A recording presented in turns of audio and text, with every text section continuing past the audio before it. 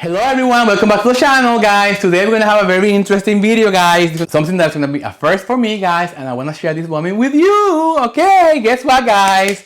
I found this beauty at Home Goods today with my husband. Oh my god, this is gonna be the perfect candle for me to make it guys as a centerpiece. And look at how beautiful this is. 8¼ inches in diameter from the inside in here. Now this holds 5 pounds of wax. I already made the water weight test guys, so this is gonna be a 5-pound wax. It's gonna be the biggest candle I've ever made guys, and I'm gonna do it with you guys.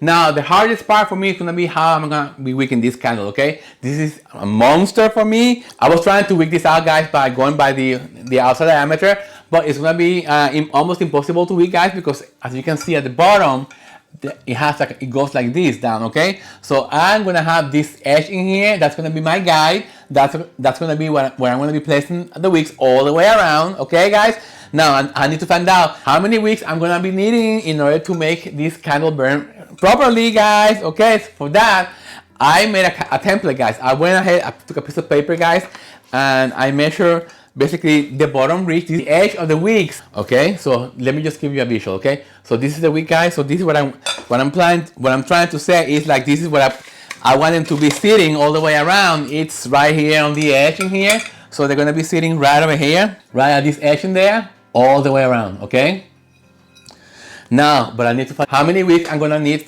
to wick this properly guys. Okay, now I'm gonna be taking as a starting point, I'm gonna be using my candles, which are the West Coast collection, a diameter of 3 inches. Okay, and this holds, every candle holds a single CDN number 6.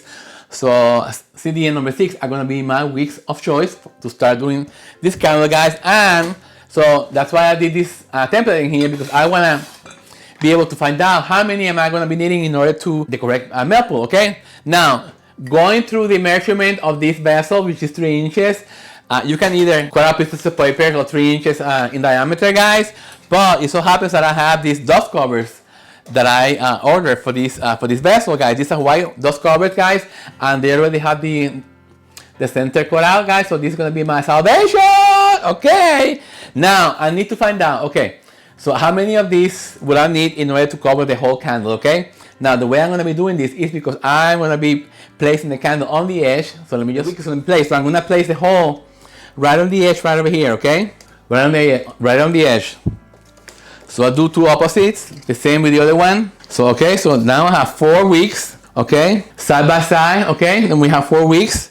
Now I know I'm gonna be needing one for the center. Okay, now right away I see that this is not gonna be enough, because as you can see I have all these empty spaces that they need to be filled up. Okay, so what I'm gonna do is I'm gonna push them towards each other, making sure that the edge, okay, so I'm gonna push them right next to each other guys, without overlapping at first.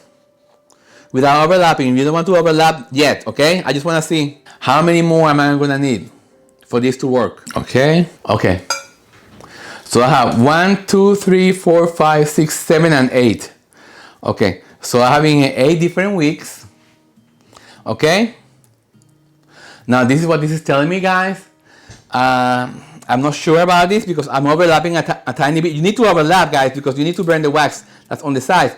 But you have to remember guys, that this also has more wax on the opening here. Okay, so what I'm gonna be doing now guys is I'm gonna be trying to place the whole pattern that I have in here. I'm gonna try to place it in here on the jar. Okay, I'm gonna be using tape to secure this. They should go, so I'm just gonna put a tiny bit of tape in one end. Okay, and I'm just, because I want the hole to be right on the edge. Okay, so I'm gonna place the first one in there with the tape. Okay, this is the only way that I can show you guys visually on what I'm trying to say. Okay, the next wick is gonna go right next to it, and again I need to match the reach with the hole. Okay, overlapping just a tiny bit. Okay, the next one. Okay, then I go turn it around again. I'm trying to place the wick right there in the corner, overlapping like 1/4 of an inch. So place it perfect. You need to overlap guys, because you have to realize that the melt will have to touch, okay, in order to keep melting. Otherwise, it's not gonna melt. It's not gonna melt evenly. So you need to overlap at least 1/4 of an inch. You know, you can use the soft covers for this purpose for any. Okay, again, I have in here the ridge and the hole, so I guide that to almost touching the hole in there. Perfect. Can you see now? Look at that. If I was trying to hold it by hand, there was no way in hell that I was gonna be able to get displacement right. Okay, 1, 2, 3, 4. Again, I have the hole in there and the ridge.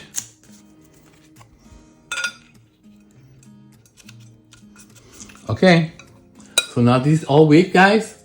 As you can see, we have 1, 2, 3, 4, 5, 6, 7, 8. Okay, I think this is the best melt pool that we're gonna be getting, guys.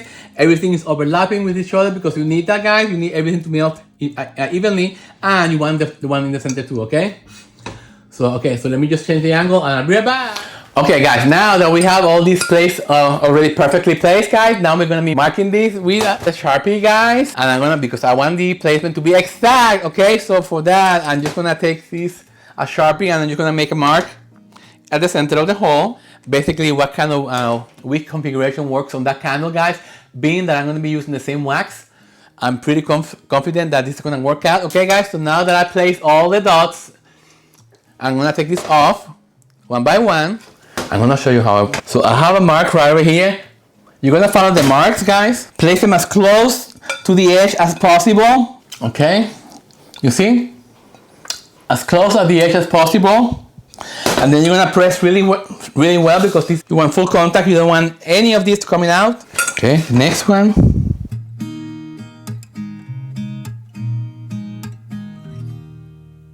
Okay, guys, so it so happens that these bamboo skewers are not long enough to cover the diameter of my vessel.